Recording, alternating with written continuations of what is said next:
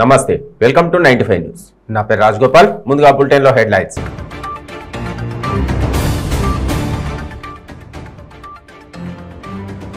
భారతదేశాభివృద్ధిలో తెలుగువారి ప్రతిభ కీలకమన్న ప్రధాని మోడీ. దేశానికి ఇది స్వర్గయుగమని వ్యాఖ్య.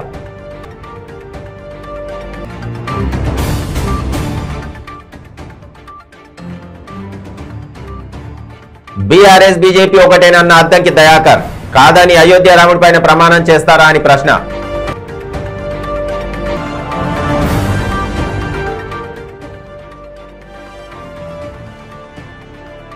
తెలంగాణపై మోడీ వివక్ష చూపుతున్నారన్న కూనంనేని. ప్రజల ఆకాంక్షలను నీరుగార్చొద్దని హితవు.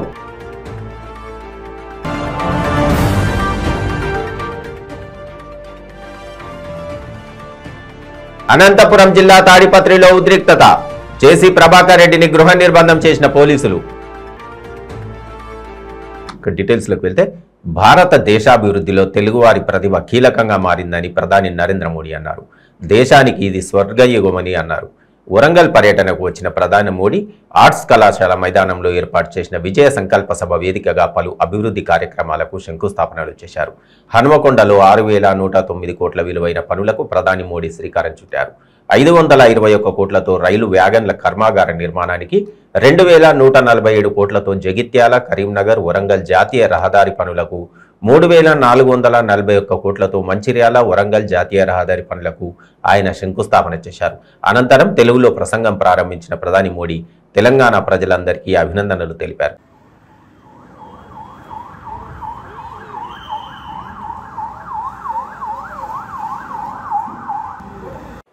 तेलुगु लोगों के सामर्थ्य ने हमेशा भारत के सामर्थ्य को बढ़ाया है।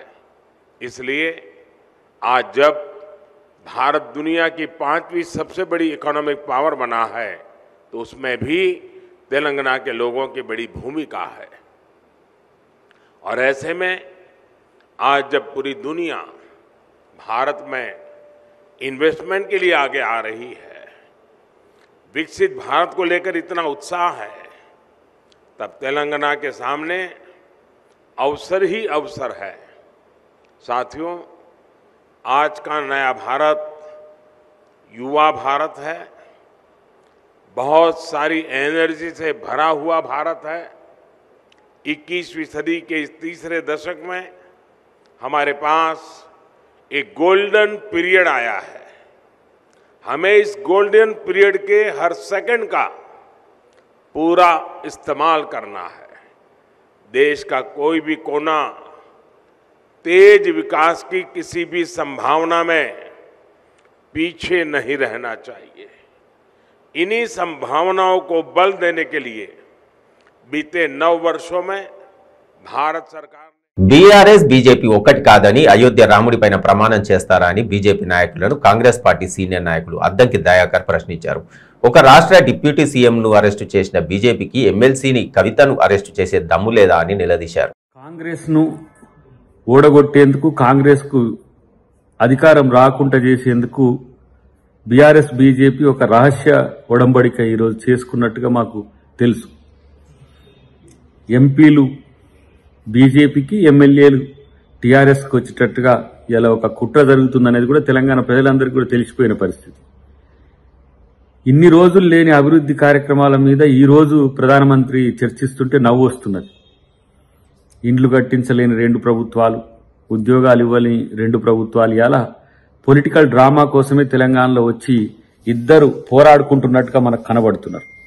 కాబట్టి తెలంగాణ ప్రజలు ఇదంతా కూడా గమనిస్తున్న పరిస్థితి. బీఆర్ఎస్ ను కాపాడడానికి బీజేపీ ప్రభుత్వం చేస్తున్న ప్రయత్నాలన్నింటినీ కూడా ప్రజాక్షేత్రంలో ఎండగట్టడమే కాకుండా ఇలా ఏ విధంగా కాంగ్రెస్ గెలుపును అడ్డుకోవాలని చేస్తున్న కుట్రల్ని కూడా తెలంగాణ ప్రజలు గమనిస్తూనే ఉన్నారనే విషయాన్ని గుర్తుంచుకోవాల్సిన అవసరం ఉంది. ఇలా ఈటల రాజేందర్ కు పదవి ఇవ్వడం వెనుక కారణం ఏంది, ఇలా కిషన్ రెడ్డిని మార్పుకు కారణం ఏంది, బండి సంజయ్ తొలగింపుకు కారణం ఏంది, ఇప్పుడు ఈ తెలంగాణ ప్రభుత్వం మీద ఈ 3 నెలల్లో మీరు విరుచుకుపడేది ఏందో కొత్తగా తెలియంది ఏం కాదు, గతంలో చేసిన పంచాయతీలే. నేను ఒక సవాల్ విసురుతున్నా. నిజంగా ఇవాళ బీజేపీ బీఆర్ఎస్ ఒకటి కాకపోతే మీరు నిజాయితీగా ఒప్పుకోవాల్సిన అవసరం ఒకటి ఉన్నది. మోడీ పాలనలో తెలంగాణకు అడుగడుగున అన్యాయం చేస్తూ విభజన హామీలు నెరవేర్చకుండా తెలంగాణపై మోడీ వివక్ష చూపుతున్నారని బయ్యారం ఉక్కు ఫ్యాక్టరీ, కాజీపేట కోచ్ ఫ్యాక్టరీ, గిరిజన విశ్వవిద్యాలయం సంగతేంటో తేల్చాలని సిపిఐ రాష్ట్ర కార్యదర్శి కూనంనేని సాంబశివరావు డిమాండ్ చేశారు. అక్రమ అరెస్టుతో తెలంగాణ ప్రజల ఆకాంక్షలను నీరుగార్చొద్దని అన్నారు. కొత్తగూడెం జిల్లా కేంద్రంలో సిపిఐ ఆధ్వర్యంలో బస్టాండ్ సెంటర్లో మోడీ గో బ్యాక్ అంటూ నిరసన చేపట్టారు.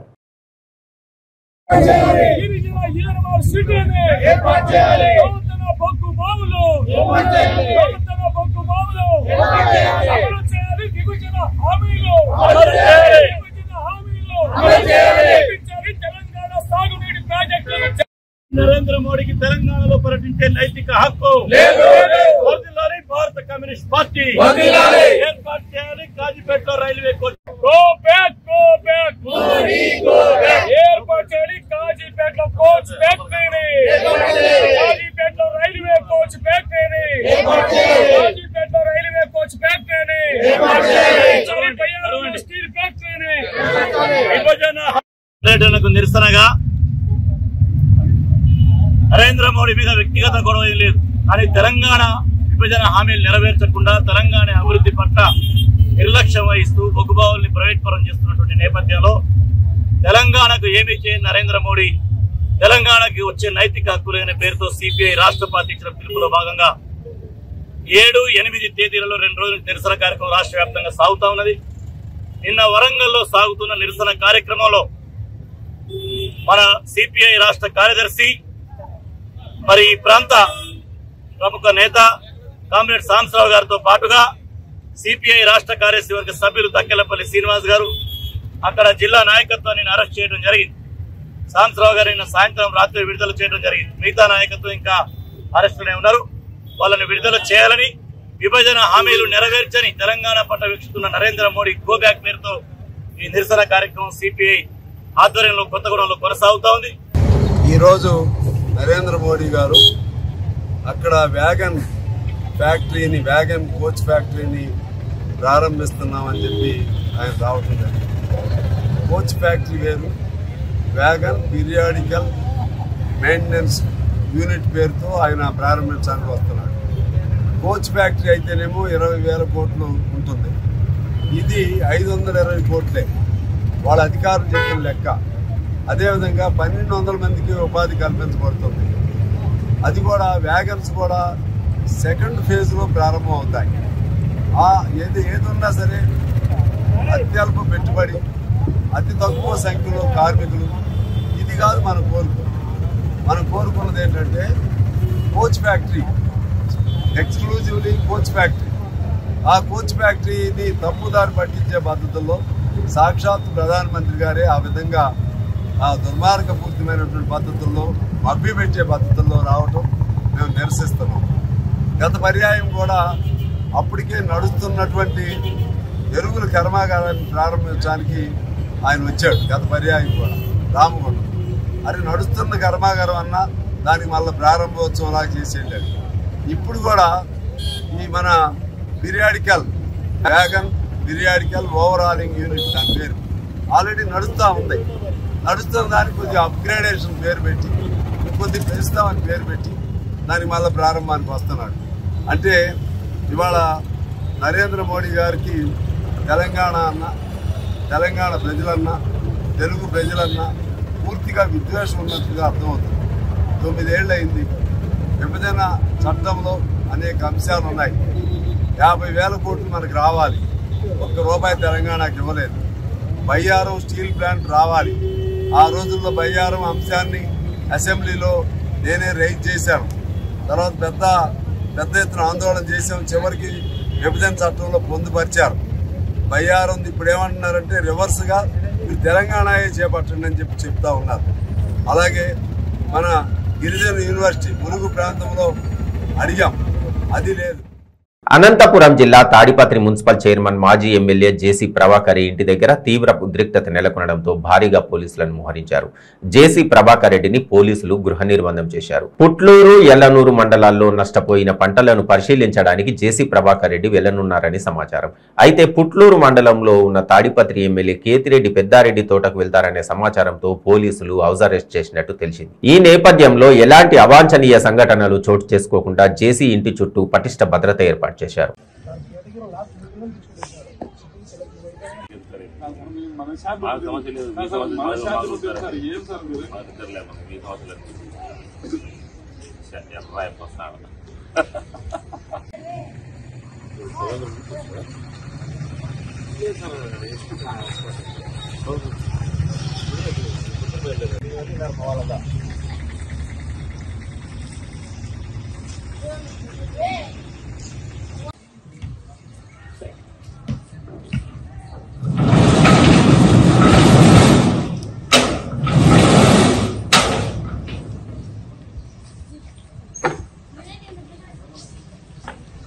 ఆంధ్రప్రదేశ్ రాష్ట్ర ఉన్నత న్యాయస్థానం జస్టిస్ దోనాడి రమేష్ సతీమణి నెల్లూరు జిల్లా జొన్నవాడ క్షేత్రంలోని శ్రీ మల్లికార్జున స్వామి కామాక్షితాయి స్వామి అమ్మవార్లను దర్శించుకున్నారు.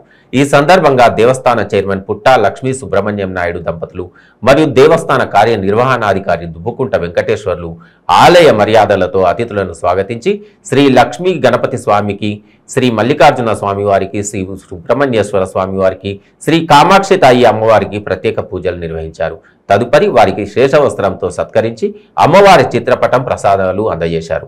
ఆలయ అర్చకులు వేద ఆశీర్వచనం అందజేశారు.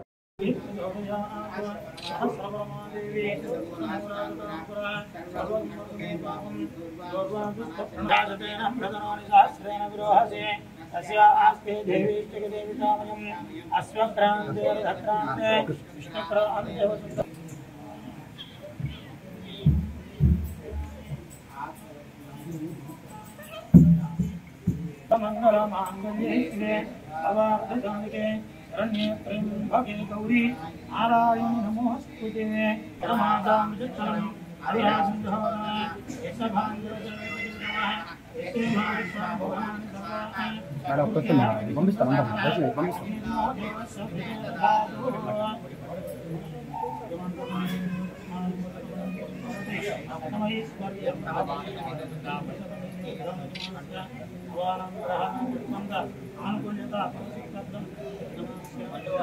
ఇప్పుడు ఒక షార్ట్ బ్రేక్ తీసుకుందాం.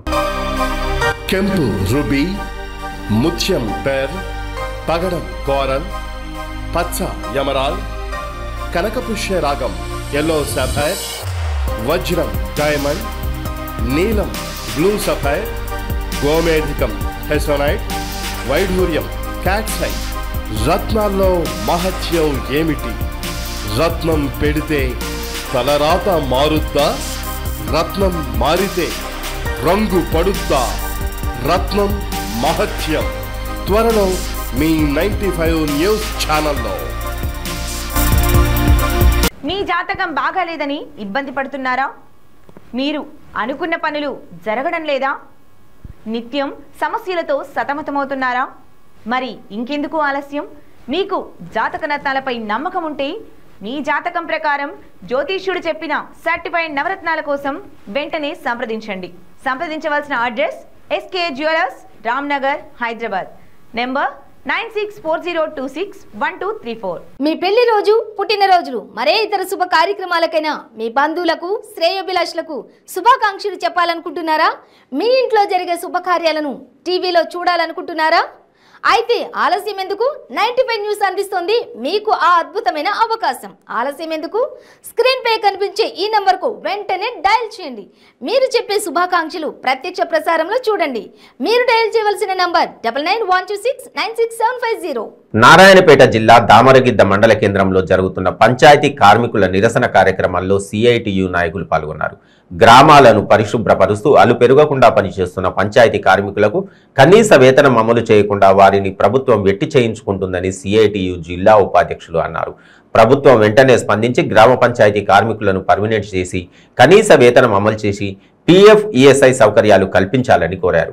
వరకు వాళ్ళు ఎన్నిక తగ్గలేదు. ఇప్పటి కూడా ఆ గ్రామ పంచాయతీ కార్మికులు కూడా గతంలో పోరాటం చేశారు, సమ్మె చేశారు. అదే మాదిరిగా ఈసారి కూడా ఈ సమ్మెను కొనసాగిస్తూ ఉన్నారు. ఈ భయభ్రాంతులకు భయపడే జోసి సిఐటియు జిల్లా ఉపాధ్యక్షుని, దామర్గిద్ద మండల సెక్రటరీ. గత 3 రోజులుగా గ్రామ పంచాయతీ వర్కర్ల సమస్యలు పరిష్కరించాలి, వాళ్ళను ప్రభుత్వ ఉద్యోగులుగా గుర్తించాలి, కనీస వేతనం 19,500 రూపాయలు ఇవ్వాలని చెప్పేసి, అట్లానే వాళ్ళకు పిఎఫ్ ఈఎస్ఐ సౌకర్యం కల్పించాలని చెప్పేసి 3 రోజులుగా రాష్ట్ర వ్యాప్తంగా జీపీ వర్కర్లు అందరూ కూడా ఎంఆర్ఓ ఆఫీసుల ముందు రిలే దీక్షలు, నిరవధిక దీక్షలు సమ్మె కొనసాగిస్తున్నారు. ఇప్పటికైనా రాష్ట్ర ప్రభుత్వం వెంటనే స్పందించి గ్రామ పంచాయతీ వర్కర్ల యొక్క న్యాయమైన సమస్యల్ని వెంటనే పరిష్కారం చేయాలని చెప్పేసి మేము సిఐటిగా డిమాండ్ చేస్తూ ఉన్నాం. ఎందుకొరకంటే ఈరోజు ప్రభుత్వం పెద్దగా గొప్పలుగా ఈరోజు చెప్పుకుంటుంది, గ్రామాల్లో సస్యశ్యామలంగా ప్రకృతి పరంగా కానీ లేదా మోరీలు కానీ ఇతర అన్ని రకాలుగా ఈరోజు గ్రామాలు వికసిస్తున్నాయని చెప్పేసి చెప్తా ఉన్నారు. వీటికి కారణమైన గ్రామ పంచాయతీ వర్కర్లు ఈరోజు పొద్దుగాల లేచి సాయంత్రం వరకు గ్రామాల్లో ఎక్కడ ఏ సమస్య ఉన్నా, ఏ మురికి కాలువ ఉన్నా, కచరా ఉన్నా మొత్తం వాళ్ళు సాగు చేసి ఈరోజు పల్లెలన్నీ కూడా శుభ్రపరుస్తూ వాళ్ళ జీవితాల్ని ఈరోజు ఈ యొక్క పనికి అంకితం చేశారు. కాబట్టి అట్లాంటి వాళ్ళకు ఈరోజు కనీస వేతనం ఇవ్వకుండా, వాళ్ళను పర్మనెంట్ చేయకుండా, వాళ్ళకు పిఎఫ్ ఈఎస్ఐ సౌకర్యం కల్పించకుండా ఈరోజు ప్రభుత్వం మోసం చేస్తుంది. కాబట్టి వెంటనే రాష్ట్ర ప్రభుత్వం స్పందించి వాళ్ళకు పిఎఫ్ ఈఎస్ఐ సౌకర్యం కల్పించి వాళ్ళను పర్మనెంట్ చేసి, సాధారణంగా ఇప్పటికే చాలా మంది చనిపోతూ ఉన్నారు. ఆ చనిపోయిన వారందరూ కూడా సాధారణ మరణానికి 5 లక్షలు, ప్రమాదవశాత్తు మరణిస్తే 10 లక్షల రూపాయలు ఇచ్చి వారి ఇంట్లో ఎవరికైనా ఒకరికి ప్రభుత్వ ఉద్యోగం ఇవ్వాలని చెప్పేసి సందర్భంగా ప్రజా సంఘాలుగా మేము డిమాండ్ చేస్తూ ఉన్నాం. కాబట్టి వెంటనే స్పందించి రాష్ట్ర ప్రభుత్వం గ్రామ పంచాయతీ వర్కర్ల డిమాండ్లను పరిష్కరించాలని చెప్పేసి కోరుకుంటూ ఇప్పటికే 3 రోజులు అవుతా ఉంది. ఈ పోరాటాన్ని ఒకవేళ రాష్ట్ర ప్రభుత్వం స్పందించకపోతే ఈ పోరాటాన్ని ఇంకా ఉధృతం చేస్తామని చెప్పేసి తెలియజేస్తూ నేను ముగిస్తా ఉన్నాను. వర్ధిల్లాలి గ్రామ పంచాయతీ వర్కర్ల ఐక్యత, వర్ధిల్లాలి గ్రామ పంచాయతీ వర్కర్ల ఐక్యత, వర్ధిల్లాలి. పరిష్కరించాలి గ్రామ పంచాయతీ వర్కర్ల సమస్యలు పరిష్కరించాలి. జాతీయ తెలుగుదేశం పార్టీ అధ్యక్షులు నారా చంద్రబాబు నాయుడు అత్యంత ప్రతిష్టాత్మకంగా ప్రారంభించిన భవిష్యత్కు గ్యారంటీ చైతన్య రథయాత్ర బొబ్బిలి నియోజకవర్గంలోని టీడీపీ పార్టీ నాయకులు జెండా ఊపి బస్సు యాత్రను ప్రారంభించారు. ఈ సందర్భంగా బొబ్బిలి తెలుగుదేశం పార్టీ నియోజకవర్గ ఇన్ఛార్జ్ బేబీ నాయన ఆధ్వర్యంలో పెద్ద ఎత్తున బస్సు యాత్ర కొనసాగింది. తెర్లా మండలం సీతారామపురం గ్రామం చేరుకొని అక్కడ ఎత్తిపోతల పథకం సందర్శించారు. కోమటిపల్లి బహిరంగ సభలో మాట్లాడిన తర్వాత నియోజకవర్గంలో బస్సుతో పర్యటన సాగింది. ఈ సందర్భంగా బహిరంగ సభలో మాట్లాడిన కళా వెంకట్రావు ప్రభుత్వంపై మండిపడ్డారు. ఇది బూటకప్పు ప్రభుత్వమని, ప్రజల గొంతు కోసే విధంగా జగన్మోహన్ రెడ్డి పరిపాలన ఉందంటూ జగన్మోహన్ రెడ్డిపై తీవ్ర స్థాయిలో విరుచుకుపడ్డారు. ఈ కార్యక్రమంలో ముఖ్య అతిథిగా మాజీ కేంద్ర మంత్రి పూసపాటి అశోక్ గజపతిరాజు, బొబ్బిలి బేబీ నాయన ప్రసంగించారు. గుంతలమయమైన రహదారులు, టిడ్కో ఇళ్లను సందర్శించారు. టీడీపీ అధికారంలోకి వస్తే చేపట్టబోయే సంక్షేమ పథకాలను ప్రజలకు వివరించారు.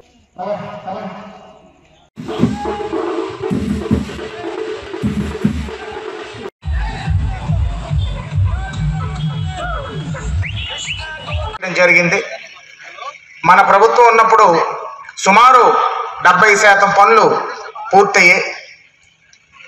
దురదృష్టవశాత్తు వారు ఓడిపోయాక లబ్ధిదారులకి ఈ ప్రభుత్వం నరకం చూపించింది. ఇక్కడ క్యాన్సిల్ చేసి పట్టా ఇస్తామని డబ్బులు రీఫండ్ ఇప్పుడు కూడా ఇవ్వకుండా దిగిపోతామన్న ఆనందంతో ఉన్న తరుణంలో మనం ఓడిపోవడం, మన ప్రభుత్వం రాకపోవడం, వచ్చిన దగ్గర నుంచి కూడాను గట్టిగా పట్టుకుంటూ 6 నెలల్లో పూర్తయిపోయిన పని ఇవాళ 4 సంవత్సరాలు అయింది. ఎలక్షన్ జిమ్మిక్గా తూతూ మంత్రంగా ప్రారంభించడానికి వీళ్ళు చర్యలు చేపడుతున్నారు. సుమారు ఎలక్షన్ అయి 4 సంవత్సరాలైనా ఇంత బ్రహ్మాండమైనటువంటి ఒక హౌసింగ్ స్కీమ్ని పూర్తి చేసే తీరిక ఈ ప్రభుత్వానికి లేదు, ఈ నియోజకవర్గ నాయకులకి లేదు, అధికార యంత్రాంగానికి కూడా లేదు. దురదృష్టవశాత్తు అధికార యంత్రాంగం ఏం చేస్తారులేండి, ప్రభుత్వం నిధులు ఇచ్చి ప్రభుత్వంకి ప్రయారిటీ ఉంటే అధికారులు చేస్తారు తప్ప తక్షణమే పూర్తి చేయాలి.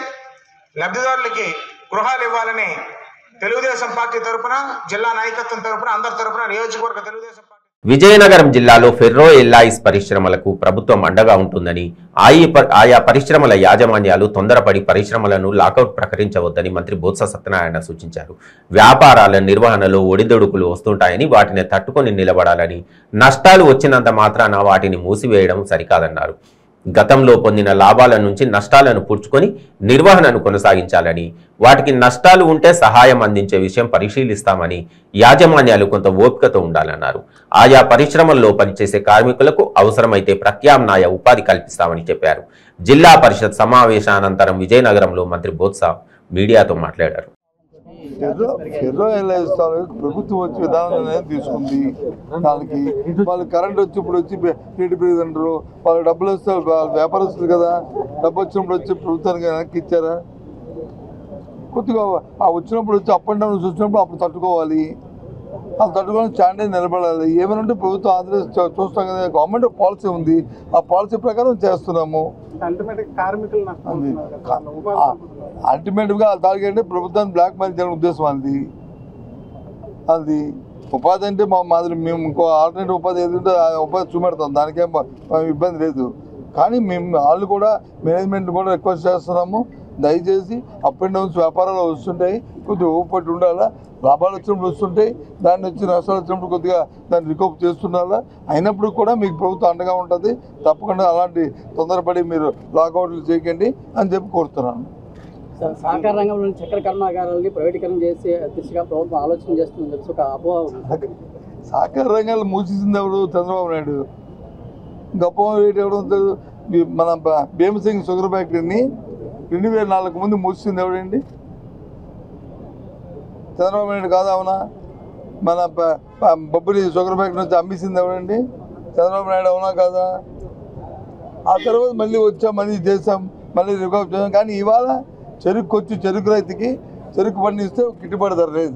కాబట్టి నేను పండించని చెప్పిన భీమసింగ్లో రైతులు వచ్చి మళ్ళీ 10 సార్లు సమావేశంలో పెట్టి కోరినప్పుడు కూడా వాళ్ళు వచ్చి మేము మాకు అది గిట్టుబాటు లేదని చెప్పి సుమారు 1,60,000 పండవలసిన చెరుకు ఏరియాకి 20,000 మాత్రమే పడుతున్నప్పుడు ఫ్యాక్టరీ వైబుల్ కాదు కాబట్టి ఫ్యాక్టరీ మొదలుపడాల్సి వచ్చింది. అయినప్పటికీ కూడా 20,000 చెరుకు కూడా ఇబ్బంది లేకుండా దాన్ని సంకలి ఫ్యాక్టరీకి పంపించి ఏదైతే ఇంతకుముందు వచ్చిన గిట్టుబాటు ధర ఉందో ఆ ధరనే వాళ్ళకి ఇస్తున్నాం. ₹1 కూడా వాళ్ళకి నష్టం లేకుండా ఆ రైతులకి మరి టైం టు టైం రివ్యూ చేసుకుంటూ కార్యక్రమం చేస్తున్నాం. ప్రధాని మోడీ వరంగల్ పర్యటనను నిరసిస్తూ ఆయనకు వ్యతిరేకంగా ఫ్లెక్సీలు వెలిశాయి. నేను వరంగల్, నాది తెలంగాణ పేరుతో దారి పొడవునా ఫ్లెక్సీలు ఏర్పాటు చేశారు. విభజన హామీలు, గిరిజన యూనివర్సిటీ, బయ్యారం స్టీల్ ఫ్యాక్టరీ ఎక్కడ మోడీజీ అంటూ అందులో ప్రశ్నించారు. కాగా ఆయన పర్యటనను వ్యతిరేకంగా నిరసిస్తూ కాంగ్రెస్, బీఆర్ఎస్ నేతలు నిరసన కార్యక్రమాలకు పిలుపునిచ్చారు.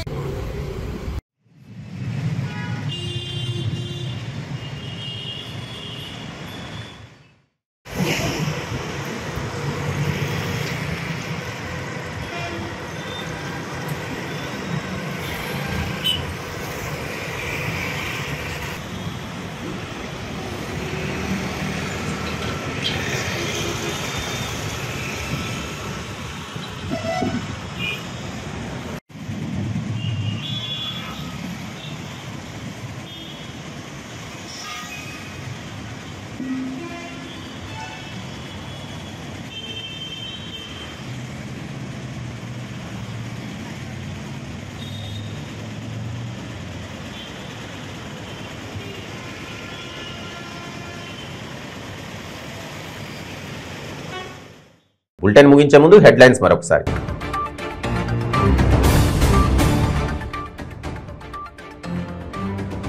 భారతదేశాభివృద్ధిలో తెలుగువారి ప్రతిభ కీలకమన్న ప్రధాని మోడీ. దేశానికి ఇది స్వర్గయుగమని వ్యాఖ్య.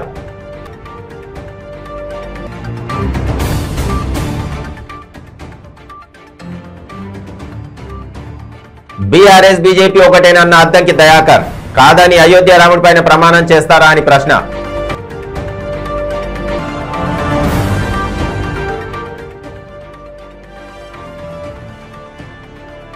తెలంగాణపై మోడీ వివక్ష చూపుతున్నారన్న కూనంనేని. ప్రజల ఆకాంక్షలను నీరుగార్చొద్దని హితవు.